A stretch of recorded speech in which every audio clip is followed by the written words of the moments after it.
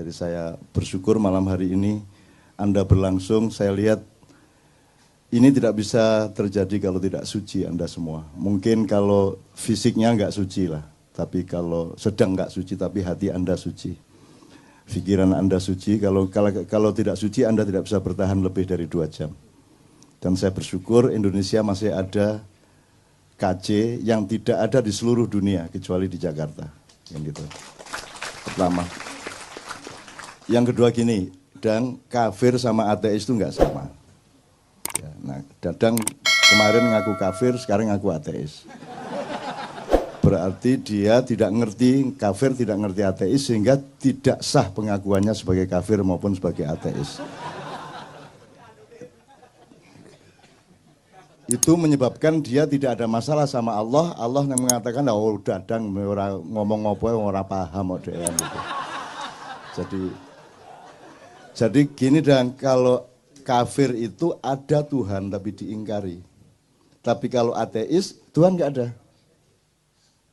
Ada Tuhan tapi disekutukan, tuh namanya syirik atau musyrik.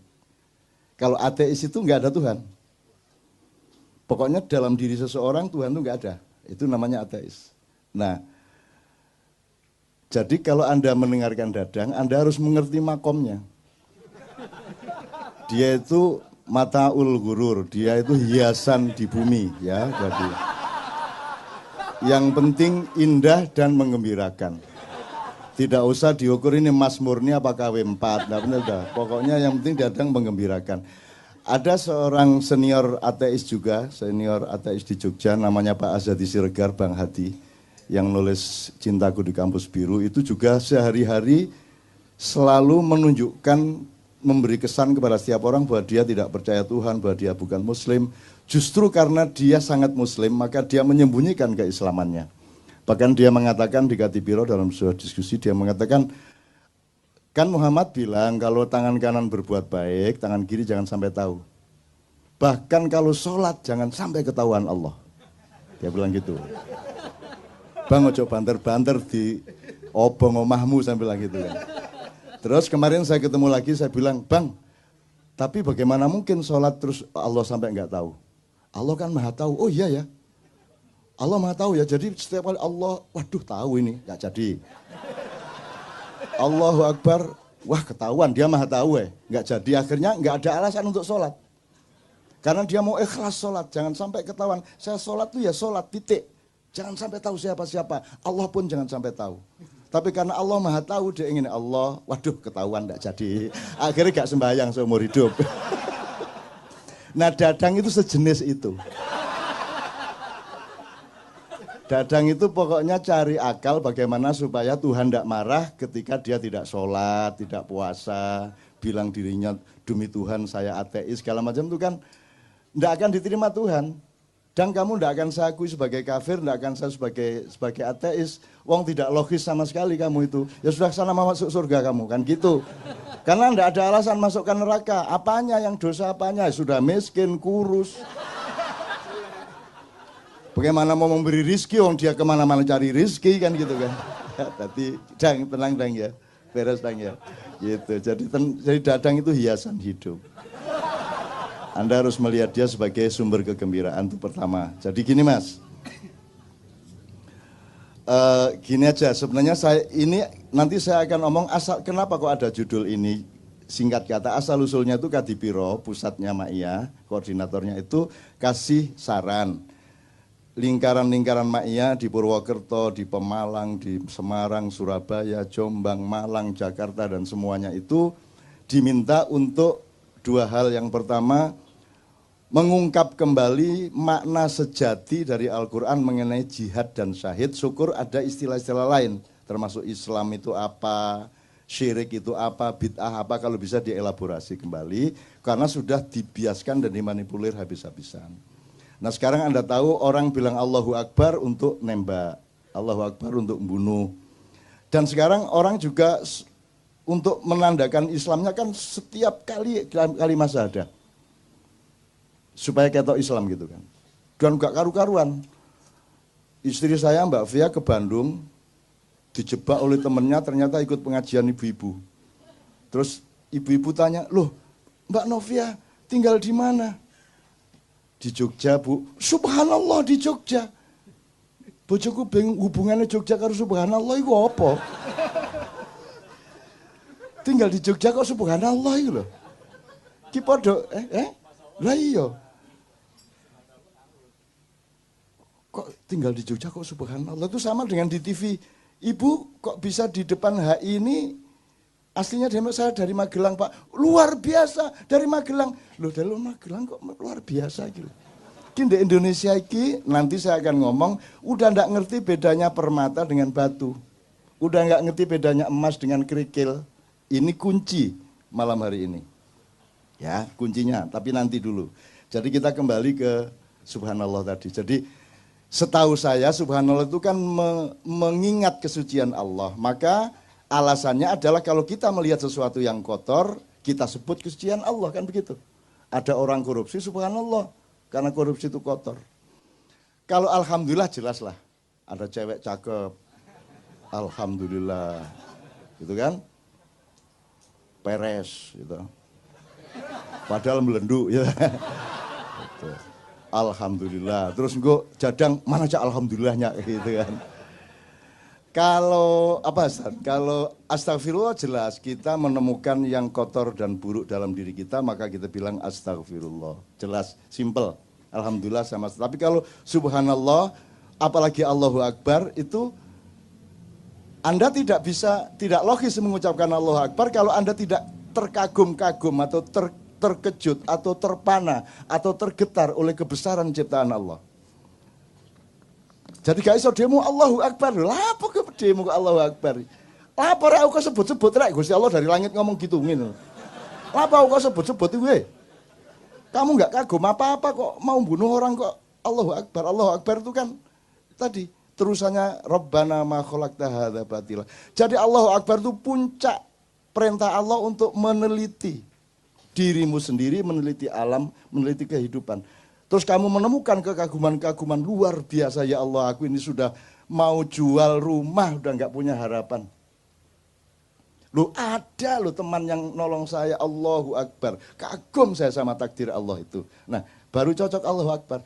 Maka kalau kamu Allahu Akbar, Allahu Akbar, Allahu Akbar. Itu kamu disuruh meneliti 1 bulan, maka iktikaf 1 bulan berpuasa, mengambil jarak dari materialisme, mengambil jarak dari mainstream. Kamu selama berpuasa, akhirnya kesucian dirimu itu menemukan hal-hal yang dahsyat dari kehendak Allah dan ciptaan Allah. Maka kamu tidak sabar untuk menunggu mengucapkan Allahu Akbar gitu. Iki meneng-meneng Allahu Akbar, ono apa Allahu Akbar? Iya nono ndas melaku dewe 5 ngono iku Allahu Akbar. Apa kaki 1000 tadi ada memedi 1000 sikil 1000 melaku gandhe awak itu. Utawa ana tangan ngene iki karo nyekel nyekel tekmu iki ya.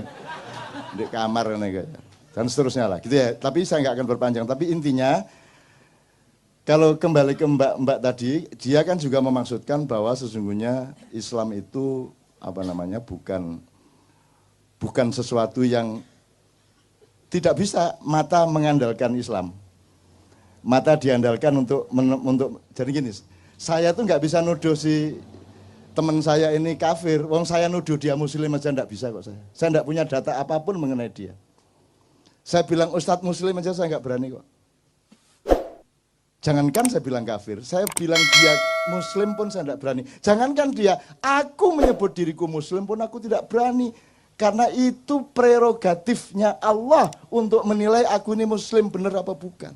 Lah kok saya menyebut diri saya muslim? Saya cuma berusaha. Saya berikhtiar, mudah-mudahan nanti lolos Allah. Lah kok saya ini ngafir-ngafir ini. Itu namanya kafir. Orang yang mengkafir-kafirkan adalah orang kafir. Kenapa? Karena itu haknya Allah mengkafirkan. Karena Allah yang punya data, punya informasi, punya fakta, dan bisa melihat yang zahir maupun yang batin mengenai Islam tidaknya seseorang. Maka hanya Allah yang layak mengetahui seseorang itu muslim atau tidak muslim. Kalau ada orang mengatakan kamu kafir, itu berarti dia menutupi haknya Allah. Maka dia kafir, menutupi itu kafir. Makanya bahasa Inggrisnya cover. Cover bed, ya. Itu diambil dari bahasa Arab. Kafir itu asal-usulnya petani. Petani itu disebut kafir karena pekerjaannya menutupi tanah dengan tanaman. Terus diambil untuk istilah teologi. Jadi kafir adalah orang yang menutupi kebenaran Allah.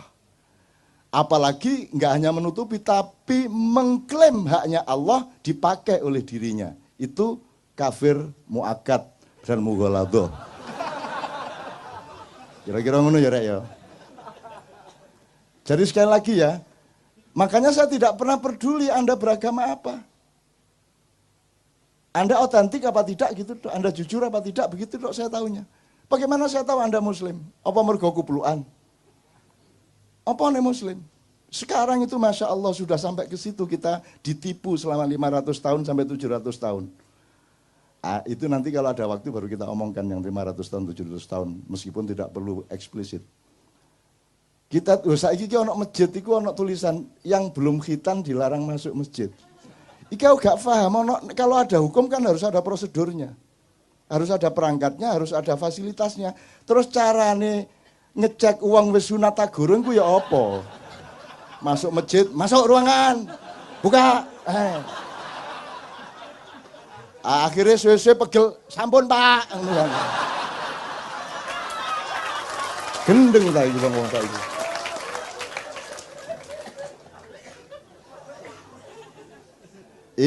Ini kalau diperlebar banyak sekali ini, tapi saya mohon maaf kepada MUI, saya mohon maaf kepada teman-teman yang lain. Saya bukan apa-apa, saya cuman urun logika, urun akal sehat. Karena sumber kesehatan hidupmu adalah jujurnya pikiranmu. Kalau engkau tidak jujur berpikir, saraf-sarafmu akan konslet dan akan menciptakan perintah-perintah yang akan membuat badanmu tidak sehat. Teman sekalian, jadi sekarang ada sertifikasi arah kiblat, coba. Ya apa gara-gara ini? Iya kok kiblat itu jelas. Mana ada orang sholat di Indonesia ngadep kiblat? Nggak ada. Ngadep ke barat, miring ke utara 24,5 derajat. Tapi nggak menghadap kiblat, kiblat di sana kok. Arab di sana Mas, nggak di sana Mas, di sana Mas. Sembayang ini ya. Ini ya. Lah imamnya wis 70 tahun kata gak kelebok ngono ya apa kan. Mana kiblat? Kan jangan hanya bujur, lintangnya juga kan begitu. Iki apa arek-arek? Sertifikasi halal barang gula. Aku setuju aja dan seneng ada dana banyak yang masuk dari sertifikasi halal. Cuman kan nggak masuk akal. Gini loh Mas, kalau di Kuala Lumpur, di Tokyo, itu kan 90% di jalan raya itu mobil. Maka kalau ada motor bahaya. Maka motor harus menyalakan lampu. Kan gitu. Maka dari jauh sudah kelihatan, tidak sampai tabrakan atau gesekan. Kalau di Jogja lah motor kabeh. Wah, mentrong sambrek. Ini ngapain dinyalakan? Mestinya yang dinyalakan yang minoritas. Betul enggak? Karena asumsi dasarnya ini mobil semua, kalau ada motor nanti nggak kelihatan bahaya, maka harus pakai lampu. Kalau di Indonesia lah, sekarang motor boleh kemana-mana, di mana-mana motor sih nyentrong loh. Apa nggak terbalik? Di Amerika mayoritasnya tidak muslim, maka asumsi dasarnya makanan itu haram, maka dibutuhkan sertifikasi halal. Di Indonesia mayoritas muslim, semua makanan relatif halal, maka yang dibutuhkan sertifikasi haram. Gimana sih?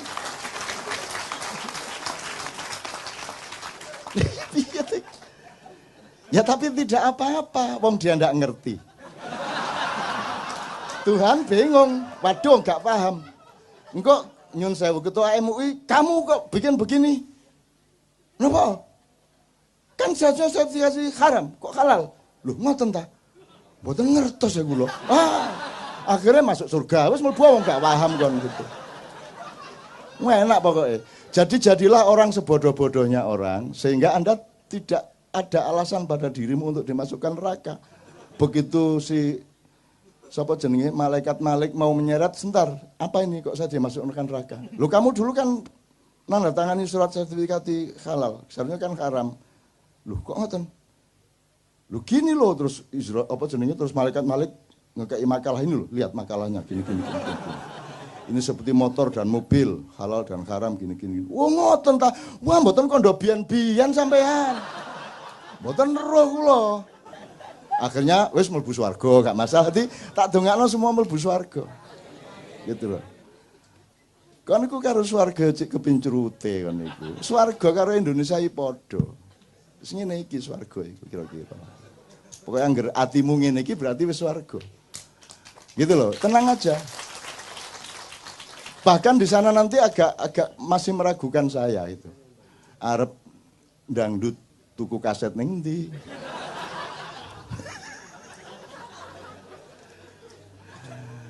Wes nonton TV masa ono siaran TV ndek swarga gitu kan. Enggak, maksud saya itu mbok fokus sama Allah aja. Kalau Anda cari surga mungkin dapat surga, tapi belum tentu dapat Allah karena Allah nanti menjebak kamu. Alah kamu lak cari surga ndak cari aku. Jadi Tuhan malas betul masuk ke surga. Mana kok Tuhan ndak ada di surga ini? Terus karena orang bertahun-tahun kena untuk apa kita di surga tapi tidak ada Allah? Sia-sia ngono kabeh ngomong terus Allah ngangguk teko cendela, lah kon lak ndelok swarga gak ndelok aku. Wah. Salah. Kalau kamu cari Allah, hadiahnya surga. Jadi cari Allah aja. Ruwet itu cari surga itu, ruwet. Udah enggak, cari Allah aja. Nah, oke, saya kembalikan ke kafir-kafir tadi gini.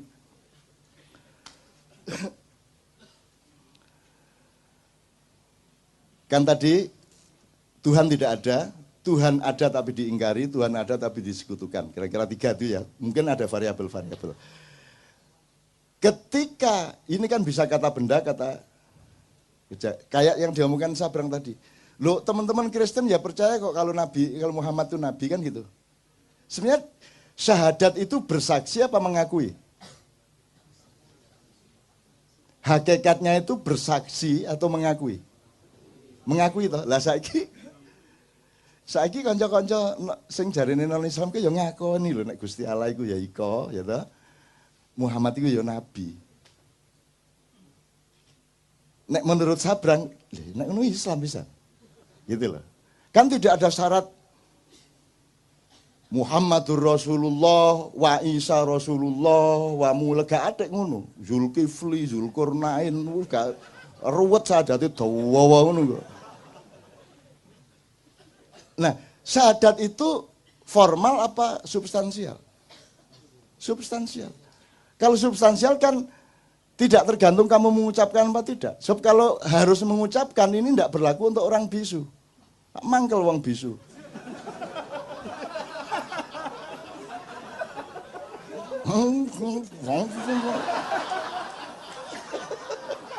Kamu itu ya sadis. Berdebat yang ndak mengenai tahiyat. Akhirnya saya berpihak kepada orang yang tidak nduting. Dah, mau apa kamu? Karena ndak punya driji. Lah mangkel sih nggak driji mas. Ngene hari ini. Sing kene berdebat ngene, tang ngene. Wah. Kamu itu kalau berdebat itu mbok yang mikir-mikir kiri kanan. Ada jadilan, makan beling, makan padi, dimarahin, dibedahkan. Enggak ngasih makan nasi. Mbok daripada kamu membedahkan, bawa nasi bungkus. Anane kula mangan beling niki mboten iso tuku sego, Pak. Timbangane sampean bedahno mbok sampean mriki nggawa sego ngono lho, Dul.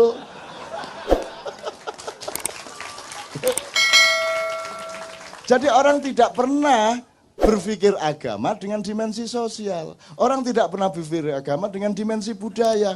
Orang tidak pernah berpikir agama dengan dimensi psikologi, hati, nurani, perasaan. Itulah sebabnya ada anjuran dari Jogja, mbok diomongkan itu soal jihad syahid. Perspektifnya adalah mana rahmatan lil alaminnya ini? Mana ini rahmatan lil alaminnya ini? Mana? Di Timur Tengah sampai Sumba, sampai mana rahmatan lil alaminnya mana? Loh kalau Islam bukan rahmatan lil alamin itu terus Islam cap apa? Cap gome. Itu loh. Pokoknya di Jogja 17-an besok judulnya rahmatan lil alaminnya mana? Itu judulnya. Karena di sana kurang intelektual, kurang akademis. Kalau di sini kan ateisme agama. Itu nanti di Jogja rahmatan lil alaminnya mana? Ngono ceritanya. Nanti bulan depan mudah-mudahan bisa kita informasikan ini kita sedang memasuki gerbang rahmatan lil alamin, tetapi Anda harus lebih menderita paling tidak 10 tahun lagi. Tidak apa-apa. Dan nanti ada yang lebih parah dari Jokowi. Ada yang lebih parah dari yang sekarang Anda gelisah dan cemas.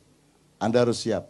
Anda harus siap, orang maknya harus siap bahwa hidup ini tidak sama dengan yang kamu inginkan, tidak sama dengan yang kamu pikirkan. Bahkan hidup ini berlangsung sebagaimana yang kamu paling benci dan paling jijik. Mau apa kamu? Terus berdoa kamu sama Tuhan. Terus Tuhan bilang, apa dungo-dungo, nek pas susah dungo kon yo. Engko nek wis oleh duit langsung nang kafe. Gak dungo nang aku, gitu. Ya Tuhan sih gak ngomong gitu, itu kan cara saya merepresentasikan Tuhan. Tuhan sih tan kinoyo ngopo, tan kino kiniro ya laisa kamitsli syai'un. Jadi tidak mungkin saya menggambarkan Tuhan, itu gambaran saya tentang Tuhan. Jadi sama dengan ateis itu tidak ada, yang dia tolak itu bukan Tuhan, yang dia tolak itu ya informasi tentang Tuhan yang sampai ke dia. Dia kecewa sama ISIS, dia kecewa sama penipuan demokrasi, dia percaya sama kilang minyak dihabisin oleh Amerika di seluruh Timur Tengah gitu ya. Dia kecewa sama Freeport gitu ya. Akhirnya karena semua atas nama Tuhan, Allahu Akbar, dor, Allahu Akbar, jriet gitu ya. Akhirnya dia benci dan tidak mengakui Tuhan. Yang dia akui bukan Tuhan, yang dia akui adalah yang seolah-olah Tuhan yang sampai ke dia. Jadi cara orang Islam memperkenalkan Tuhan kepada dunia itu yang membuat orang di dunia menjadi tidak simpati kepada Islam. Kira-kira gitu loh Mas ya. Nah, kalau kita agak sedikit saja shortcut, misalnya kasusnya Tuhan tidak ada. Kalau di Indonesia kan ini tidak terjadi. Tuhan ada toh. Meskipun cuma diambil sifatnya gitu ya. Tuhannya juga agak sedikit tersinggung ini sama Pancasila. Loh ini kan satu-satunya negara yang bertuhan. Tuhan apa? Jadi Tuhan gitu. Tuhan apa? Ketuhanan kok Tuhan. Emang sama putih sama keputihan. Enak aja loh. Gitu. Mana Tuhannya? Kan ketuhanan. Yang kamu ambil cuman sifatku. Tapi bukan diriku. Sana berdoa sama sifatku sana, tidak kepada aku. Wah, nek Gusti Allah ngomong piye? Kamu hanya suka manisnya tapi kamu tidak mengakui gulanya. Nah, ngono rek. Kamu hanya butuh hangatnya tapi kamu tidak ingat listriknya. Kamu tidak ingat api. Ketuhanan diambil sifatnya tok. Ibarat sapi dijupuk buntute tok wancane dodol sop buntut. Dadi nek sapi liwat ketok crek gitu. Sapi liwat ketok gitu kan. Nyeneng lah orang Indonesia ini. Media masanya dia dulu tuh ya kerjanya motong sop buntut itu. Pokoknya dari sapi yang diambil buntutnya, kan karena lagu buntutnya. Jadi dari wanita yang diambil pantatnya sama susunya. Dangdut kan begitu. Dangdut kan pertama penting pemain musiknya bareng-bareng, lama-lama untuk apa musiknya? Oh yang penting penyanyinya. Akhirnya musiknya cukup apa? Tape recorder ya gitu ya. Setelah itu lama-lama untuk apa? Penyanyinya, oh yang penting pantatnya. Goyang ini, goyang itu. Gitu. Akhirnya raine gak penting. Jadi suatu hari petunjukan Branduki mek ono bokong tok kayak. Bokong. Ada bunyi musik terus bokong, muter. Wes enggak penting perutnya, enggak penting ini, pokoknya ono bokong. Jadi kita tuh makin lama makin memperhinakan diri, mempersempit diri, mengkotak-kotakkan diri seperti itu teman sekalian. Oke. Senengnya oleh pokoknya. Lah ya daripada repot-repot tuh enggak penting kok wajahnya Inul enggak penting toh.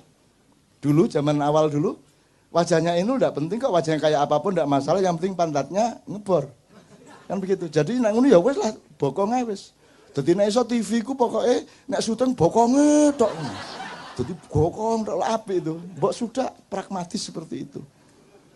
Tuh. Nah, oke, sekarang agak lebih serius sedikit. Saya coba potong-potong. Kalau Tuhan tidak ada kan tidak terjadi di Indonesia. Pokoknya ele-ele pokoknya anggap Tuhan ada. Sekarang Tuhan ada tapi diingkari.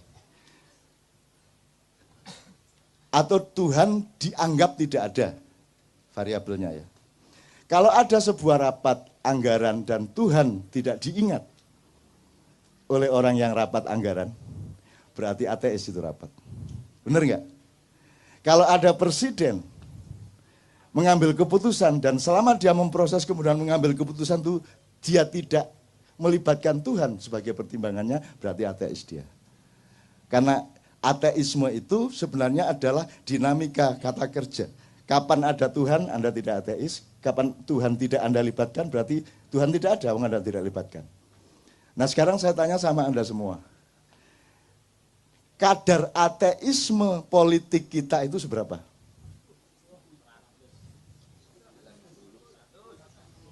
Nah, kira-kira ini ya Mas ya.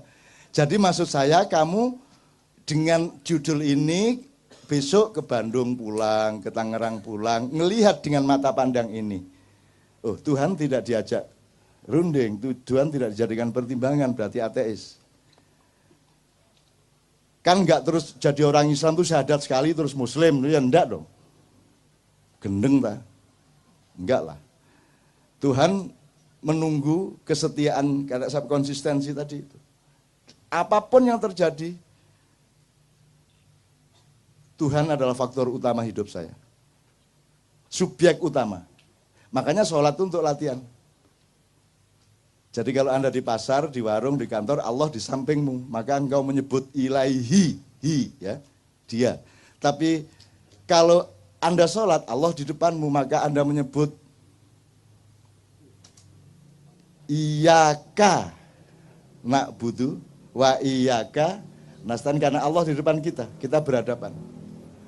Nanti ada peristiwa rohania di mana Allah bersemayam di dalam kesadaranmu. Ini kalau diteruskan menjadi thariqat la ilaha illallah, la ilaha illa anta, la ilaha illa ana. Nah, ini bahaya ini, jangan diumum-umumkan. Dadang seneng ini. La ilaha illa ana, la ilaha illa ana, la ilaha illa ana. Jadi Allah sebagai dalam tanda petik pihak ketiga, pihak kedua dan pihak pertama. Itu untuk latihan.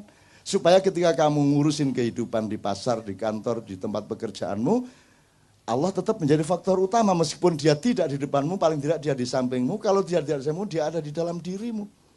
Makanya konsep manunggaling kawula lan Gusti di Jawa itu bukan raja bersatu dengan Tuhan, tetapi di dalam kesadaran si raja, itu Allah sama hambanya Allah itu menjadi satu.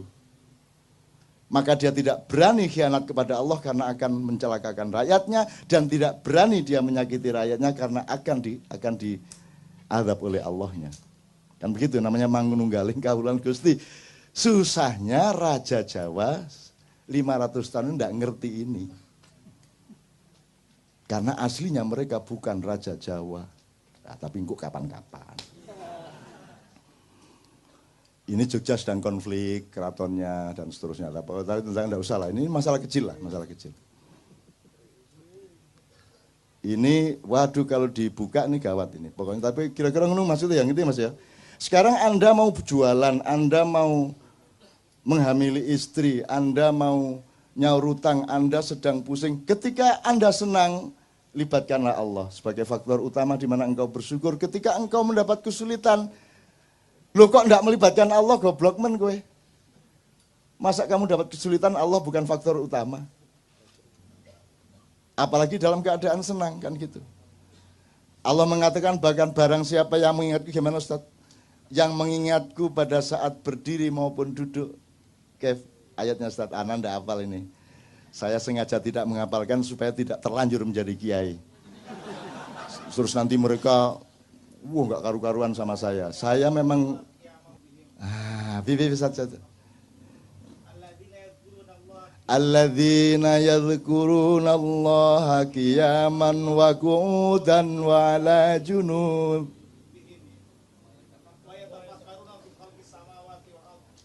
Loh, toh. Jadi Anda sekarang tahu toh bahwa yang di panggung jangan dianggap lebih soleh daripada yang di bawah panggung. Jelas ya sekarang? Saya pura-pura enggak hafal hanya untuk membuktikan itu. Padahal ya ora hafal gitu. Jadi ada gunanya orang enggak hafal Quran itu supaya dia rendah hati. Salah satu bahaya orang hafal Quran adalah dia menjadi tinggi hati. Saya tidak mengatakan jelek, bagus. Tapi jangan kehilangan kerendahan hati. Kamu mentang-mentang punya ayat, tahu ayat ini, kamu menjadi tinggi hati. Ini ilmu maknya dasar kok. Orang pinter jadi sombong, orang kaya jadi sombong, orang berkuasa jadi sombong. Sekarang yang paling bahaya, orang alim, orang soleh, hafal Quran, pinter qiraah, ngerti ayat hadis, menjadi